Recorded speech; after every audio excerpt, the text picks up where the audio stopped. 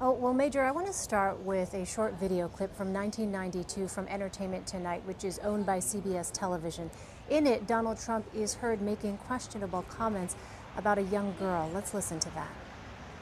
Soon, Thursday night. You're going up the escalator? I'm going to be dating her in 10 years. Can you believe it? You can hear him say, I'm going to be dating her in 10 years. Can you believe it?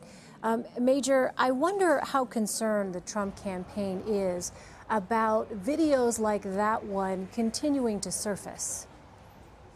Deeply concerned. The Trump campaign is, I think it's fair to say, on eggshells about any disclosures, any videotape, audio tape, any accusations coming from other women about untoward remarks, physical aggression, anything in this category of Trump acting like someone unfit for the presidency or unfit as a gentleman.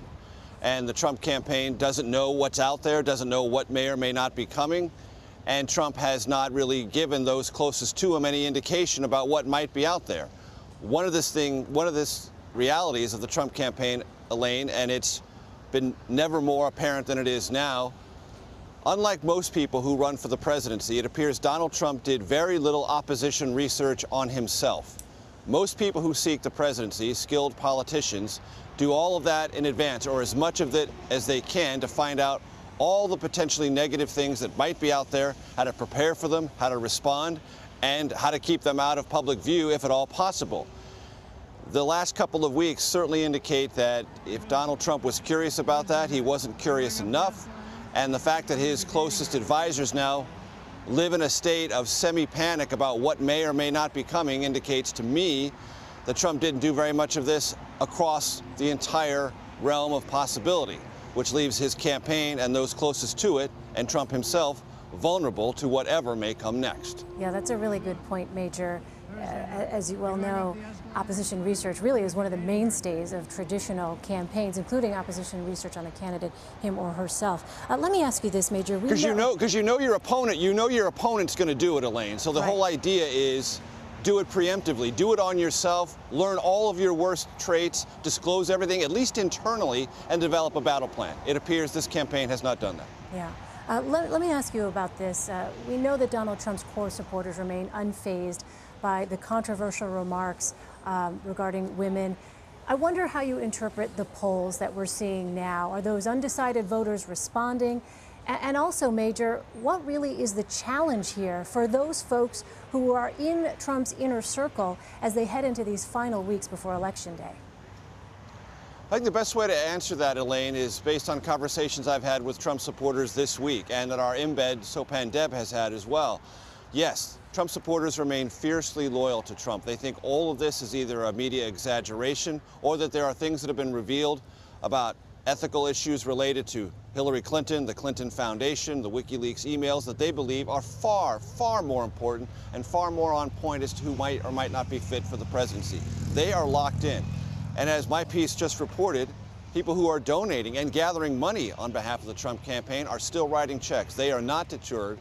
They are still with Donald Trump, writing big checks, $5 million raised in Texas this week, more than half of it raised after that 2005 video surfaced on Friday.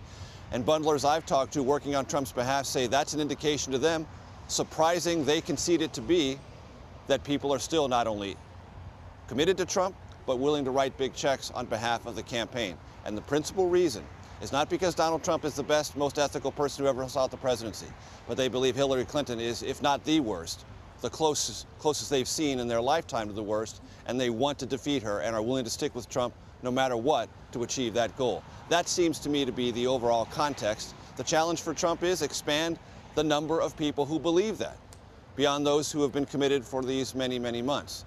How he goes about that, amid all these other difficulties and controversies, that's a tough challenge. Yeah, I mean, so I guess the question is, Major, given that there are still some big checks, as you reported in your piece, coming in, how much of an impact realistically can that money have here, given the context of things like this latest videotape to surface?